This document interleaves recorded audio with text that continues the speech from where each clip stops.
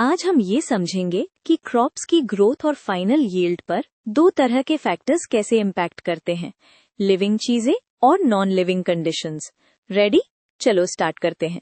Let's use a simple diagram to make the relationship easier to see. सबसे पहले terms clear कर लेते हैं, क्योंकि डेफिनेशन से ही डायरेक्शन मिल जाती है। बायोटिक मतलब लिविंग थिंग्स जो प्लांट के साथ इंटरैक्ट करते हैं। एबायोटिक मतलब नॉन लिविंग कंडीशंस जैसे टेम्परेचर और वाटर, दोनों सीधा प्लांट की ग्रोथ प्रोसेसेस को अफेक्ट करते हैं। बायोटिक फैक्टर्स को आप दो बकेट्स में सोच सकते हो, हार्मफुल और हेल्पफुल।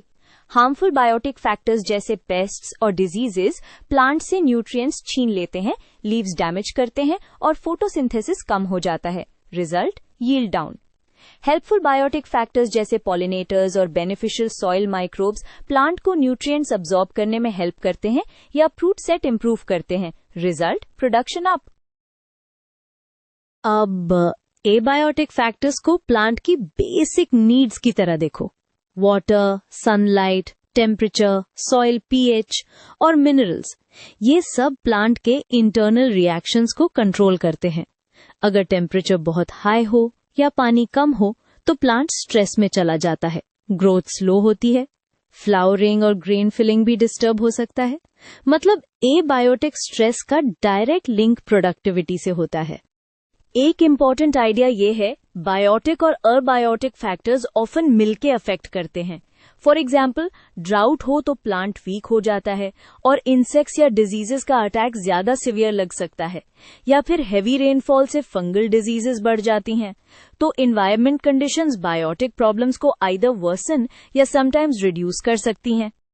तो क्रॉप प्रोडक्शन इंप्रूव करने के लिए हम दो पैरेलल चीजें मैनेज करते हैं। बायोटिक साइड पर pest control, weed management, disease resistant varieties और बेनिफिशियल ऑर्गेनिजम्स को सपोर्ट। एबायोटिक साइड पर proper irrigation, fertiliser and soil management, shade और विंड ब्रेक्स और क्लाइमेट अप्रोप्रिएट प्लांटिंग टाइम।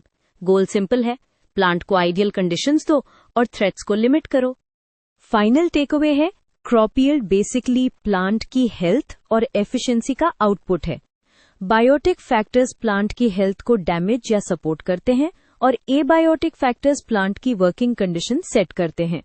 दोनों को साथ में समझेंगे तो आप क्लियरली एक्सप्लेन कर पाओगे कि प्रोडक्शन क्यों बढ़ता या गिरता है।